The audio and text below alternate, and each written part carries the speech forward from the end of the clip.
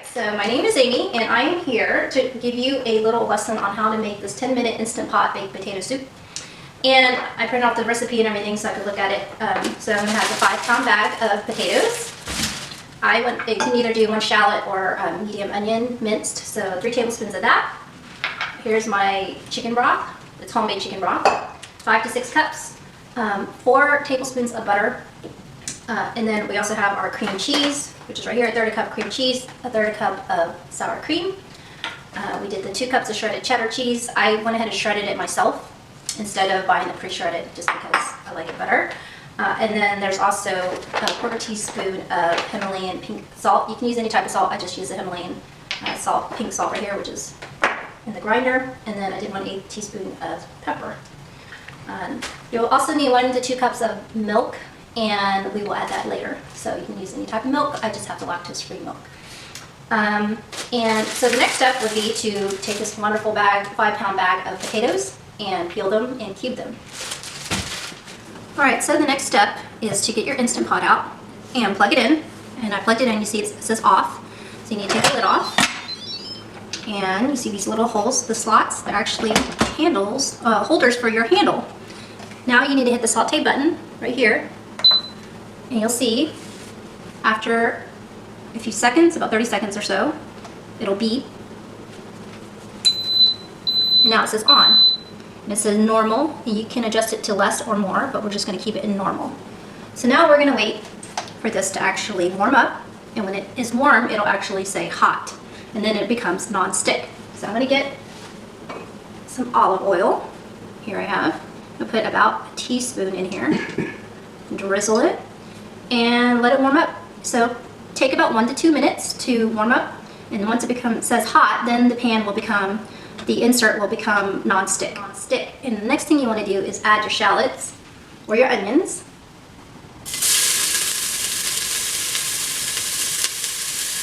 Let them saute a bit. Get fragrant. Use a wooden spoon. It's nice and fragrant. You can hear it sizzling. I want it to burn. Then next you add your potatoes.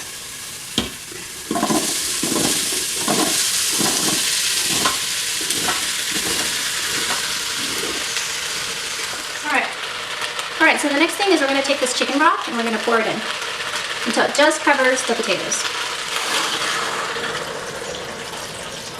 The next step is to start pressure cooking this. So in order to do that, you're going to have to hit the cancel button, which I already did, but hit the cancel button if you haven't already. It should say off. So now you take the lid out, off of the little carrier, put the lid on, you hear it make that noise, right? If it's hard and you can't move it, then it's not on correctly. It's hard to put on. It should just go in. You might have to wiggle it around a little bit and line up the lid on the back. It'll just be very easy to slide over, and you'll hear it go, make those 3 little beeps. The next step would be to hit either the manual or the pressure cook button, depending upon your model that you have. And then you can hit the pressure level or adjust button that you have, depending on what model you have. And it'll toggle between low pressure and high pressure. Okay, you want high pressure, and then you can hit the plus or minus buttons to get down to 10 minutes. Make sure that you are on sealing. See, this comes off, but make sure it's on. It may wiggle a little bit, but it should be on the ceiling. And once it beeps, it says it's now registered, it is on, okay? So now you need to just wait for it to build up pressure, which basically means it needs to heat up all the water and the broth that is inside of there, which could take anywhere from 10, 15, 20, 30 minutes, depending upon how much liquid you have in there.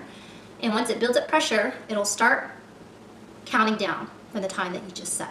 So we set 10 minutes, it'll go to 10 minutes, and it'll start counting down backwards to 9, 8, 7, 6, 5, 4, 3, 2, 1 minutes, and then it'll beep when it's ready and done. And if you have the keep warm function, which I do, that button pressed, it'll automatically go into keep warm mode.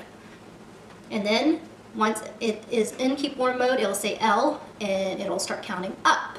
That means that's how many minutes it's been in the keep warm mode. Now that you see that it's built up pressure, you can see it's starting to count down. It was at 10 minutes. Now it's counting down to 9, and it'll go all the way down to 0. You see it's on normal, high pressure, pressure cook. All right, so now it's done pressure cooking, and it has counted down, it is beat, and now it is in the keep warm mode. See, it has the L and it's starting to count up. And now you know that you can release the pressure, and that you have to do very carefully. So here it is right here. But what most people like to do, which I recommend, especially for first timers, is to get a wooden spoon, stand away, and start releasing the pressure.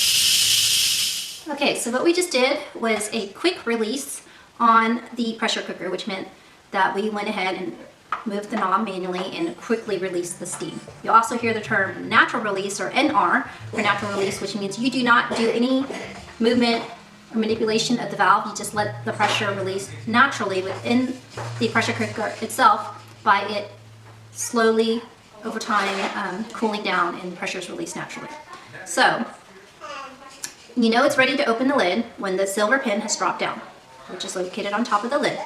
And the other clue is that when you try to open the lid, it's very easy to turn the lid. See how easy it is? I'm not using hardly any. Just using one hand, it's very easy. You hear the beeping, right? If there's any type of give and it's hard to move the lid, that means it's not ready. So don't try to open the lid. I've seen some issues or stories where people have had issues with the lid, trying to get the lid off, and in most cases, it's due to the fact that the pressure is not released completely. So open the lid, turn it, might have to wait a little bit, take it off, and go ahead and place it into the side, into the holder for the lid. All right, so the next step is to go ahead and start mixing together the potatoes. The potatoes should be extremely soft, as you can see from here. They're very, very soft. So you just want to take a regular old hand mixer or masher, whatever you have. I just have a hand mixer, and plug it in. I have just a regular beauty. Just mix it up. Be careful not to splatter yourself with a hot food. Just keep mixing it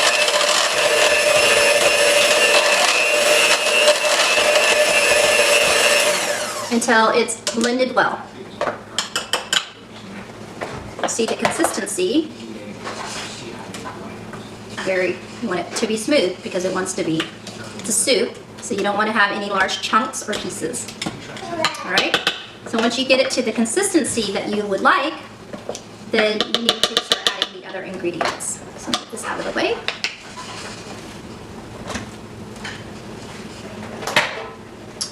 And I have all the ingredients here. You're going to do your butter.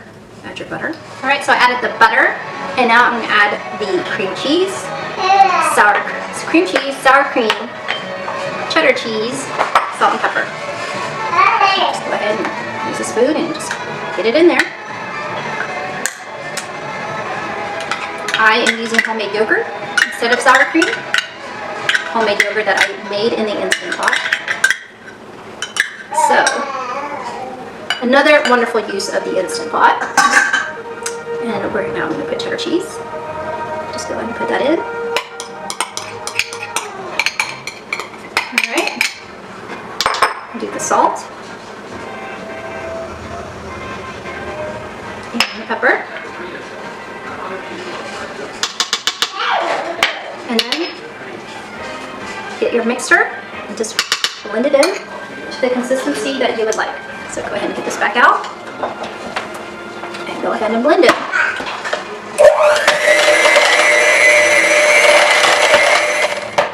You can see that it is now a very nice creamy consistency. And it's nice and thick.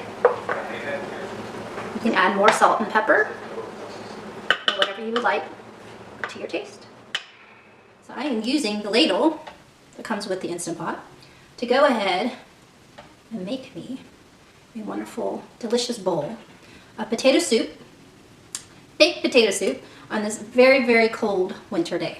It is a high of 29 degrees today, and it is extremely cold outside. So what is better than a hot bowl of baked potato soup to keep you warm and fill you up? And it is a one-dish meal.